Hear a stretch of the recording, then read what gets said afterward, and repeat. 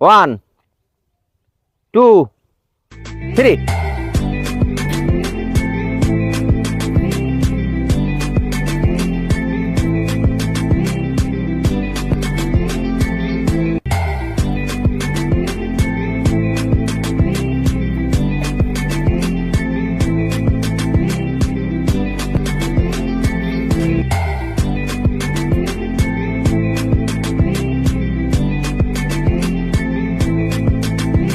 তো এতক্ষণ যে গেমটা আপনারা দেখলেন, আমি কিন্তু এই রিলসটা মোবাইলে বেশ কয়েকবার দেখেছি। দেখার পরে আমার ভেতরে একটা জিনিস কাজ করেছে যে এটার সায়েন্সটা কি হতে পারে, এটা কিভাবে ব্যাখ্যা করলে এটা সাধারণ মানুষ বুঝতে পারবে, যে এটার একটা সায়েন্স আমি খুঁজে পেয়েছি। সেই বিষয়টা আপনাদের সামনে আমি তুলে ধরছি এবং সেটা তুলে ধরার জন্যই এই গেমটার আয়োজন করা। তো ব্যক্তিগতভাবে আমি বিশ্লেষণ করছি, সেটা হচ্ছে যে যখন যে এই যে আশা এইখান থেকে শুরু করেছে, প্রথম থেকে শুরু করতে করতে শেষের দিকে গেছে, আর সোহান করেছে শেষ থেকে আগে।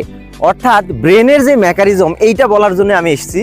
ব্রেন এইখান থেকে যে প্রথম শুরু করেছে, সে কিন্তু আস্তে ছোট থেকে বড়র দিকে গিয়েছে, আর এই পাশে যে গিয়েছে সে কিন্তু আগেই বড়টা নিয়েছে।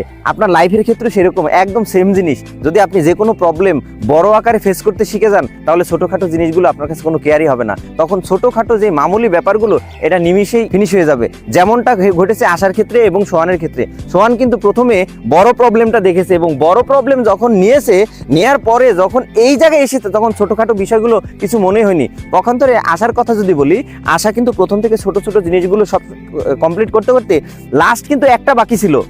আশার ছিল একটা টমেটো বাকি এবং সোহানের ছিল মাত্র 3টা বাকি। সেই একটা আনতে আনতে সোহান 3টা শেষেও আরও যদি 4-5টা থাকতো এখানে নিতে পারতো। তো আমার কাছে এই জিনিসটা একটা চমৎকার লেগেছে। আমার কাছে খুব কিউরিয়াসিটি ছিল যে এই গেমটা আমি খেলা খেলে এটার বাস্তবে একটা প্রমাণ দেখাবো, তাই আপনাদের সামনে আজকে ভিডিওটা করে দেখালাম।